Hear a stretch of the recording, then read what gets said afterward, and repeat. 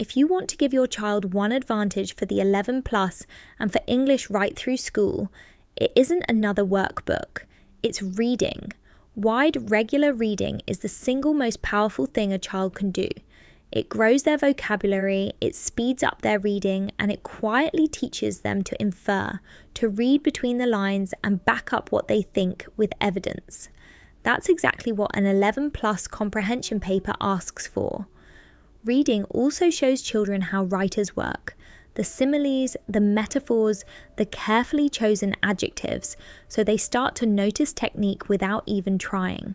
So here are 20 books we'd put on an 11 plus reading list, a mix of classics and modern stories, fiction and non-fiction, each one chosen because it builds a specific reading skill. Let's go through them. First up, Holes by Louis Sachar. It's perfect for upper key stage 2 around ages 9 to 12. On the surface, it's about a boy sent to a brutal desert camp to dig holes, but it's really a masterclass in inference. Sachar weaves 3 storylines across different times, and the reader has to hold them together and work out how they connect. Nothing is spelled out, and that's precisely the skill the 11 plus rewards, noticing detail and drawing conclusions. It also handles big themes, justice, fate, and friendship with enough humour to keep it light. A brilliant book for teaching children that every detail is there for a reason. Goodnight Mister Tom by Michelle Magorian. An award-winning classic for upper key stage 2. A frightened, mistreated boy is evacuated from London during the Second World War and slowly blossoms in the care of a gruff old man. It's deeply moving, so it builds empathy, the ability to understand how a character feels and why. It's rich in period detail too, so children absorb historical vocabulary and context almost without noticing. For the 11 plus, that emotional depth matters because comprehension papers so often ask how a character feels and how you know. The Lion, the Witch and the Wardrobe by C.S. Lewis. A gateway classic, accessible from around age 8, but loved right across key stage 2. 4 children step through a wardrobe into the snowy world of Narnia. The language is wonderfully rich without being difficult, so it stretches vocabulary gently. It's also layered with meaning, which makes it ideal for inference, asking children to think about what the story might really be about. And because it's the start of a series, it builds something just as important, reading stamina and the habit of finishing a book. Roll of Thunder, Hear My Cry by Mildred Taylor. This one is for your strongest upper key stage 2 readers, around age 10 and up. Set in 1930s Mississippi, it tells of a black family facing racism and injustice with courage and dignity. It's a powerful, sometimes difficult read, so it's one to share and discuss. Its real value is perspective, seeing the world through someone else's eyes, which deepens empathy and comprehension enormously. For older, confident readers, it's unforgettable and genuinely stretching. Skellig by David Almond, a modern classic ideal for Year 6. A boy discovers a strange, ailing creature in his garage, somewhere between a man, an owl, and an angel. Almond writes in spare, almost poetic language, leaving spaces for the reader to fill, so it's superb for inference and interpretation. The themes, friendship, healing, and believing in the impossible, give children plenty to think and talk about. It teaches them that not everything is explained on the page, and that a good reader looks for clues. That habit is exactly what an inference question is testing. The Hobbit by J.R.R. Tolkien. An epic adventure for confident upper key stage 2 readers, around age 9 and up. Bilbo Baggins is swept off on a quest with a band of dwarves and a dragon at the end of it.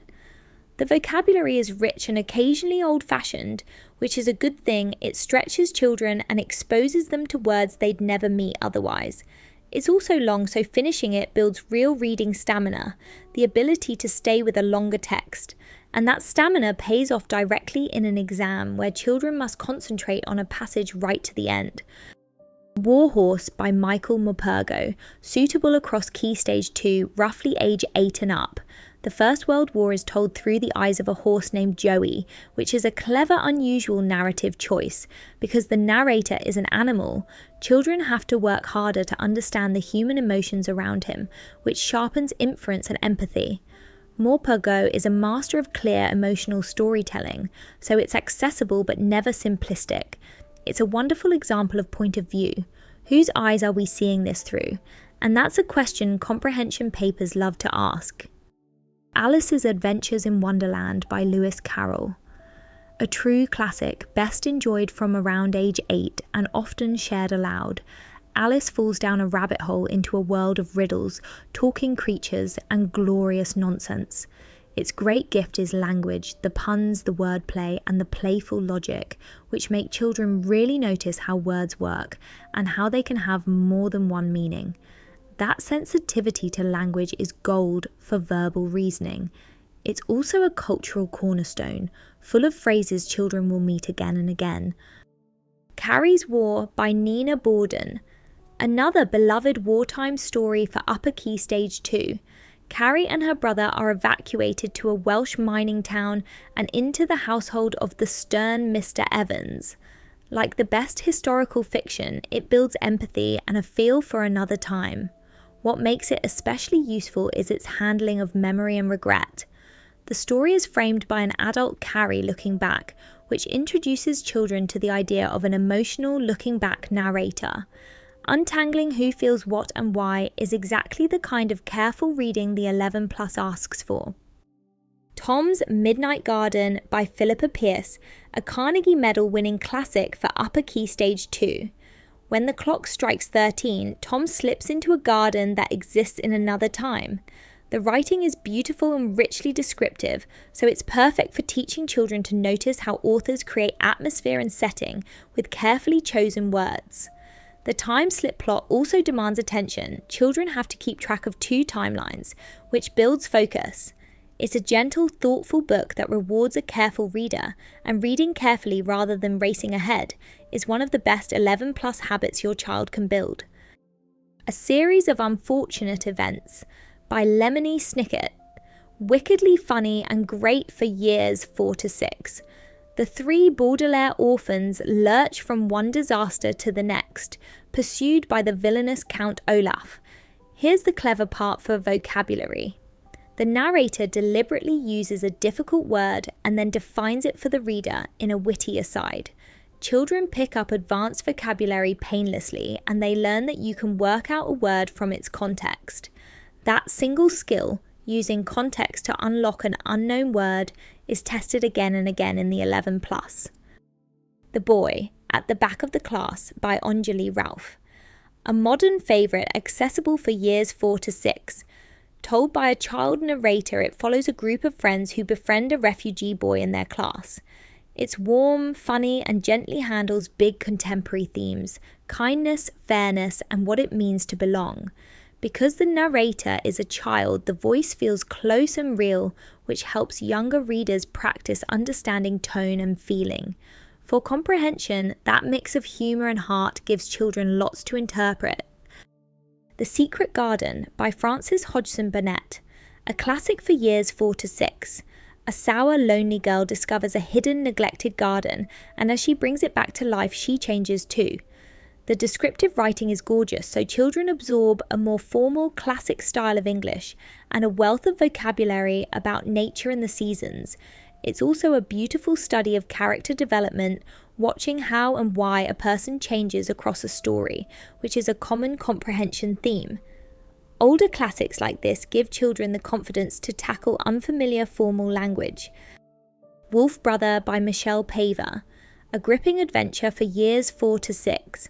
Set 6,000 years ago, a boy and a wolf cub journey through ancient forests to defeat a demon-possessed bear. It's fast, immersive, and hard to put down, which makes it brilliant for building reading stamina and the simple love of reading. Paver's descriptions of the wild are vivid and sensory, so children learn how writers make a world feel real. A book children devour is doing more for their reading than any worksheet. My Family and Other Animals by Gerald Durrell, a witty memoir for confident upper key stage 2 readers. Durrell recalls his eccentric family's years on the Greek island of Corfu, surrounded by the wildlife he adored. The writing is funny and beautifully detailed, packed with rich vocabulary and some wonderful description of animals and landscape. Because it's non-fiction, a true account, it gently introduces children to memoir and to reading for an author's humour and viewpoint. A child who reads widely across fiction and non-fiction is ready for whatever passage the exam puts in front of them. Street Child by Burleigh Doherty, a powerful historical novel for upper Key Stage 2, inspired by the true story behind Dr. Barnardo's Holmes. It follows an orphan surviving the streets of Victorian London. It's full of period detail and atmosphere, so children build historical vocabulary and a strong sense of another time and its hardships. Above all, it builds empathy, putting the reader in the shoes of a child whose life was utterly different from their own. Comprehension is at heart an act of empathy, understanding people on the page. Tales of the Greek Heroes by Roger Lancelyn Green, a wonderful retelling of the Greek myths, suitable across Key Stage 2. Here children meet Perseus, Heracles, Theseus, and the gods of Olympus. Beyond being thrilling stories, myths are part of our cultural foundation. They sit beneath so much later literature and language. A child who knows these tales suddenly understands references that would otherwise pass them by. Myths and legends are also a genre the 11+ draws on directly, so knowing the stories means meeting a mythology passage as an old friend, not a stranger. Journey to the River Sea by Eva Ibbotson, a prize-winning adventure for upper Key Stage 2. An orphan is sent to live on the Amazon, and a lush, magical world opens up around her. Ibbotson's descriptive writing is some of the most beautiful in modern children's fiction, so it's superb for teaching children how setting is built, how an author makes you feel you're really there. It expands vocabulary, especially the language of the natural world, and it carries them along on a genuinely exciting plot. Stig of the Dump by Clive King, a wonderful imaginative read for Key Stage 2, accessible from around age 8. A boy named Barney falls into an old chalk pit and befriends Stig, a caveman living among the rubbish at the bottom. Because Stig can't speak Barney's language, the two have to understand each other through actions and clues, a lovely gentle introduction to inference, working out meaning when it isn't said in words.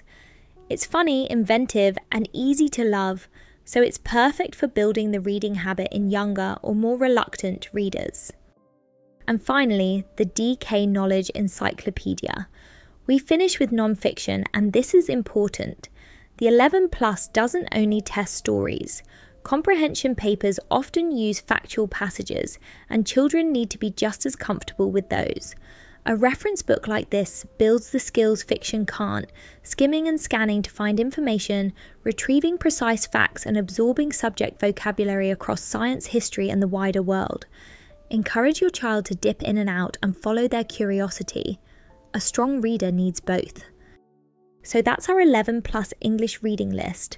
A quick word on how to use it. The single most important thing is that your child enjoys what they read, because a child who enjoys reading will simply read more, and reading more is what builds every skill we've talked about, so mix it up, fiction and non-fiction, classic and modern, and let them choose. Read a little every day rather than a lot once in a while. And here's a free tip worth more than any workbook. Talk about the book, ask what they think will happen, ask how a character is feeling and how they know. That's comprehension practice disguised as a conversation. Reading is the long game of the 11+, and it's the part children actually love. Pair it with a few minutes of daily practice on Pip, which is free on iOS and Android, and you've got everything you need. Happy reading.